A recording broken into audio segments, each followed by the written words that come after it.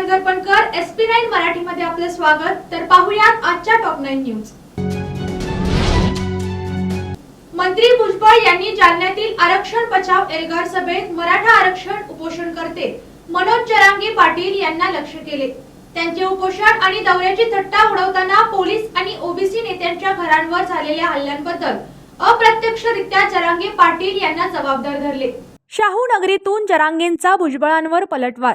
ते वेगळेच स्वप्न बघतायत। मला तर आता असं कळालंय, मला माहिती नाही पण मला कळालंय, मी या व्यासपीठावरून खोटं बोलणार नाही।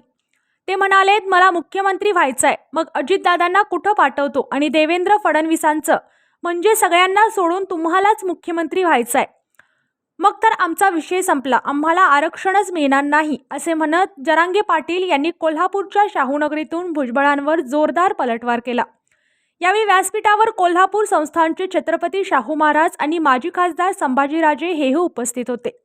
मंत्री भुजबळ यांनी जालन्यातील आरक्षण बचाव एल्गार सभेत मराठा आरक्षण उपोषणकर्ते मनोज जरांगे पाटील यांना लक्ष्य केले।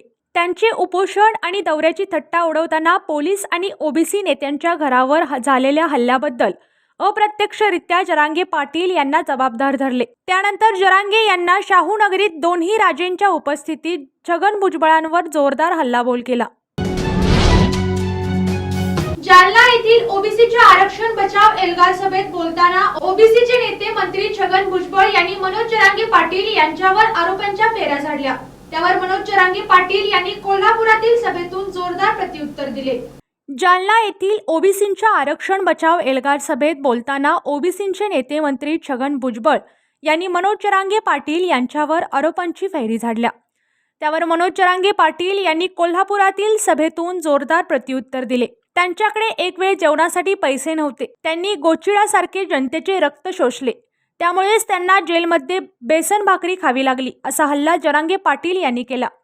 मंत्री भुजबळ यांनी आरक्षण बचाव एल्गार सभेतून बोलताना मराठा आरक्षण आंदोलनासाठी राज्यभर दौरे करणारे मनोज जरांगे पाटील यांना लक्ष्य केले। त्यांचे उपोषण आणि दौऱ्याची थट्टा उडवताना पोलीस आणि ओबीसी नेत्यांच्या घरांवर झालेल्या हल्ल्यांबद्दल अप्रत्यक्षरित्या जरांगे पाटील यांना जबाबदार धरले। कोल्हापुरातील सभेत बोलताना जरांगे पाटील यांनी मंत्री भुजबळ यांना जोरदार प्रत्युत्तर दिले। ते म्हणाले व्यक्ती म्हणून त्यांच्याबद्दल आदर होता, मात्र एवढ्या मोठ्या माणसाने आज पातळी सोडली। संख तालुका जत येथे गडदे वस्त्र निकेतनला आग लागून कापड दालन जळून खाक झाले। यात सुमारे 2 कोटी रुपयांचे नुकसान झाले। ही घटना शुक्रवारी सकाळी घडली। आगीचे नेमके कारण अद्याप समजू शकले नाही। संख तालुका जत येथे गडदे वस्त्र निकेतनला आग लागून कापड दालन जळून खाक झाले। यात सुमारे 2 कोटी रुपयाचे नुकसान झाले। ही घटना शुक्रवारी सकाळी घडली। आगीचे नेमके कारण काय अद्याप समजू शकले नाही। संख येथे स्टँडजवळ सुनील मारुती गडदे यांचे गडदे वस्त्र निकेतनचे दुमजली दुकान आहे। दुकानाला लागून महिलांचे कापड दुकान आहे। सकाळच्या सुमारास या कापड दुकानाला आग लागली। दुकानातून धुराचे लोट बाहेर पडू लागले। ग्रामस्थांनी आग विझवण्याचा प्रयत्न केला, पण आग आटोक्यात आली नाही। आगीची माहिती अग्निशामक विभागाला मिळताच तत्काळ घटनास्थळी दाखल होत आग आटोक्यात आणली। दिवाळी सणानिमित्त मोठ्या प्रमाणात कपड्याचे स्टॉक करण्यात आले होते। आगीत मोठे नुकसान झाले। घटनास्थळी मंडलाधिकारी AR कोळी, तलाठी विजय बालटे, कोतवाल कोळी यांनी केला। पंचनामा संख अप्पर कार्यालयात सादर केला। शहरानजीकच्या आरेवारी येथे होणाऱ्या प्राणी संग्रहालयाच्या कामाला 1 डिसेंबर पासून सुरुवात होणार आहे। राज्याचे उद्योग मंत्री तथा पालकमंत्री उदय सामंत यांनी शुक्रवारी झालेल्या आढावा बैठकीत अधिकाऱ्यांना तसे निर्देश दिले आहेत। शहरानजीकच्या आरेवारी येथे होणाऱ्या प्राणी संग्रहालयाच्या कामाला 1 डिसेंबर पासून सुरुवात होणार आहे। राज्याचे उद्योग मंत्री तथा पालकमंत्री उदय सामंत यांनी शुक्रवारी झालेल्या आढावा बैठकीत अधिकाऱ्यांना तसे निर्देश दिले आहेत। 75 कोटी अंदाजपत्रक असलेल्या या प्रकल्पाच्या भूसंपादनासाठी 3 कोटी 85 लाख रुपये MIDC कडे वर्ग करण्यात आले आहेत। मंत्री उदय सामंत यांनी या प्राणी संग्रहालयाच्या उभारणी संदर्भात शुक्रवारी जिल्हाधिकारी यांच्या दालनात आढावा बैठक घेतली। यावेळी उपस्थित अधिकाऱ्यांकडून प्राणी संग्रहालयाच्या सामंजस्य कराराबाबत लवकरात लवकर प्रक्रिया पूर्ण करण्याचे निर्देश दिले असून प्राणी संग्रहालयाच्या जमिनीच्या भूसंपादनासाठी 3 कोटी 85 लाख आणि वॉल कंपाऊंडसाठी 5 कोटी रुपये MIDC कडे वर्ग करण्यात येणार असून प्राणी संग्रहालयाच्या वॉल कंपाऊंडचे काम तात्काळ सुरू करण्याचे आदेश मंत्री सामंत यांनी या बैठकीत दिले. 19 नोव्हेंबर 2023 गुजरातमधील अहमदाबाद येथील Narendra Modi cricket stadium आयसीआयसी cricket विश्वचषक स्पर्धेच्या अंतिम लढतीत यजमान भारत आणि ऑस्ट्रेलिया हे क्रिकेटमधील दोन दिग्गज संघ आमनेसामने येणार आहेत. विश्वचषक स्पर्धेच्या अंतिम लढतीत यजमान भारत आणि ऑस्ट्रेलिया हे क्रिकेटमधील दोन दिग्गज संघ आमनेसामने येणार आहेत. स्पर्धेत सातत्यपूर्ण कामगिरी करणारा यजमान संघ आणि तितकाच जबरदस्त रेकॉर्ड आणि झुंजार ऑस्ट्रेलियन संघ यामुळे यंदाच्या विश्वचषक स्पर्धेतील अंतिम सामना हा खऱ्या अर्थाने महामुकाबला ठरणार आहे. रोहित शर्माचे नेतृत्व, विराट कोहलीचा जबरदस्त फॉर्म, बुमराह शमीचा विध्वंसक तोफखाना आणि त्यांना इतर सहकाऱ्यांकडून मिळत असलेली साथ, स्पर्धेत अजय राहत फायनलपर्यंत केलेली वाटचाल यामुळे यंदा वर्ल्ड कप आपणच जिंकणार असा विश्वास क्रिकेट प्रेमींना आहे. मात्र दुसऱ्या बाजूला पहिल्या दोन सामन्यात सपाटून मार खाल्ल्यानंतर पुढचे सगळे सामने जिंकत कांगारू फायनल्सपर्यंत पोहोचले आहे. त्यामुळे भारतीय क्रिकेटप्रेमींच्या मनात काहीशी चिंता आहे. त्याला कारणही तसंच आहे. ते कारण म्हणजे ऑस्ट्रेलियाच्या संघाने क्रिकेट विश्वचषक स्पर्धेत निर्माण केलेला दबदबा. छगन भुजबळ यांनी जालना येथील शुक्रवारी झालेल्या सभेत केलेल्या वक्तव्यावर माजी खासदार संभाजीराजे यांनी टीकास्त्र सोडले असून स्वतःचे राजकीय स्थान टिकवण्यासाठी भुजबळ हे दोन समाजात भांडण लावण्याचे पाप करत आहेत असे त्यांनी म्हटले आहे. राज्य सरकारमधील एक मंत्री अशी भूमिका घेत आहे. याला राज्य सरकार सहमत आहे का असा खडा सवाल देखील संभाजीराजे यांनी उपस्थित केला असून छगन भुजबळ यांची मंत्रिपदावरून हकालपट्टी करावी अशी मागणी त्यांनी केली आहे. आरक्षणाच्या मुद्द्यावरून गेल्या काही दिवसांपासून राज्यात वातावरण तापले आहे. जरांगे पाटील यांनी सरकारला 24 डिसेंबरपर्यंत मुदत दिली आहे. तसेच जरांगे पाटील यांनी राज्यव्यापी दौराही सुरू केला आहे. अशातच ओबीसी नेते मंत्री छगन भुजबळ यांनी जालना येथील ओबीसी एल्गार सभेत जरांगे यांचे नाव न घेता जोरदार टीकास्त्र सोडले. देशातील 90% साधन संपत्ती फक्त 10% लोकांकडे एकवटली आहे. यामुळे सर्व बहुजनांवर संकट येत आहेत असे प्रतिपादन ज्येष्ठ विचारवंत डॉक्टर आनंद मेनसे यांनी केले. बहुजनांनी साधन संपत्तीतील वाटा मागावा. ज्येष्ठ विचारवंत डॉक्टर आनंद मेनसे यांचे मत.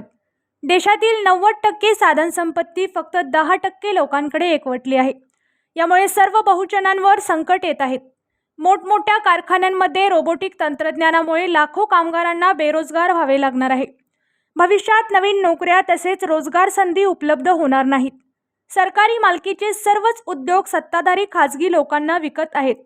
या गोष्टीकडे जनतेचे दुर्लक्ष व्हावे यासाठी धर्माधर्मात जाती विरोधात लढवले जात आहे. म्हणून बहुजनांनी साधन संपत्तीतील आपला वाटा मागण्यासाठी लढा उभारायला पाहिजे असे प्रतिपादन ज्येष्ठ विचारवंत डॉक्टर आनंद मेनसे यांनी केले.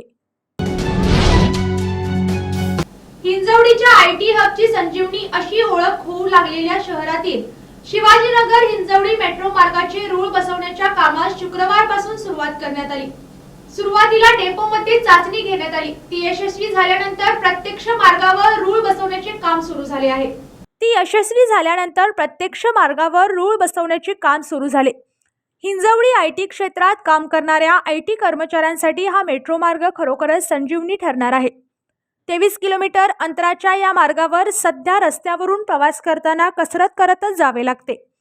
त्याशिवाय प्रदूषण व अन्य अनेक समस्यांचा सामना करावा लागतो. वाहनांच्या संख्येमुळे दररोज वाहतुकीची कोंडी होते ती वेगळीच. हिंजवडी शिवाजीनगर मेट्रो मार्ग या सगळ्या समस्यांवरचा उपाय ठरणार आहे. संपूर्ण मेट्रो मार्ग उन्नत आहे. त्यावर 23 स्थानके आहेत. खांब उभारणीचे काम आता जवळपास पूर्ण झाले असून स्थानक उभारणीचे काम वेगात सुरू आहे. शुक्रवारी यात आणखी एक जास्तीचे पाऊल टाकण्यात आले व प्रत्यक्ष मार्गावर रूळ बसवण्याच्या कामाला सुरुवात करण्यात आली. गेल्या काही दिवसांपासून राज्यात मराठा आरक्षणाचं रान पेटलं आहे. मनोज जरांगे पाटील यांच्या उपोषणामुळे आरक्षणाच्या मुद्द्याला बळ मिळालं. त्यानंतर आता जरांगे पाटील राज्याच्या दौऱ्यावर आहेत. जरांगे पाटलांच्या या दौऱ्याचं नियोजन आणि सभा कोण आयोजित करते याबाबत खुद्द मनोज जरांगे पाटील यांनी खुलासा केला आहे. गेल्या काही दिवसांपासून राज्यात मराठा आरक्षणाचं रान पेटलं आहे. मनोज जरांगे पाटील यांच्या उपोषणामुळे आरक्षणाच्या मुद्द्याला बळ मिळालं. त्यानंतर आता जरांगे पाटील राज्याच्या दौऱ्यावर आहेत. ठिकठिकाणी त्यांचे जल्लोषात स्वागत होत आहे. जिल्ह्यात सभा आयोजित केल्या जातात. त्यात हजारोंच्या संख्येने लोक उपस्थित राहतात. जरांगे पाटलांच्या या दौऱ्याचं नियोजन आणि सभा कोण आयोजित करते याबाबत खुद्द मनोज जरांगे पाटील यांनी खुलासा केला आहे. मनोज जरांगे पाटील म्हणाले की आम्ही राज्याच्या दौऱ्याच्या तारखा नियोजित करतो, त्यानंतर सगळ्यांना सांगितले जाते. तारीख दिली की समाज तयारी करतो. यात विशेष समिती अथवा टीम नाही. खूप जणांचे मत होते समिती टीम बनवली पाहिजे, परंतु आम्ही मागचा आढावा घेतला तेव्हा समिती टीम बनवली. त्यानंतर अनेकदा फूट पडली. समितीमुळे एक माणूस बाजूला गेला तर फूट पडल्याचे दिसते. त्यामुळे आमचा समाजच आमची टीम आहे. समाजावर सोपवल्यामुळे आरक्षणाचा विषय मार्गी लागतोय. 70% लढाई यशस्वी झालीये, 30% बाकी आहे. समाजावर जबाबदारी सोपवली आहे. समाजच मालक असल्याने प्रत्येकजण स्वतःहून पुढे यायला लागलं. कुठलेही राजकारण येत नाही असं त्यांनी सांगितले. आजच्या टॉप 9 न्यूज इथे संपल्या. पुन्हा भेटूत नव्या बातम्यांसोबत. तोपर्यंत तुम्ही पाहत रहा ST9 Marathi. Your time your news. धन्यवाद.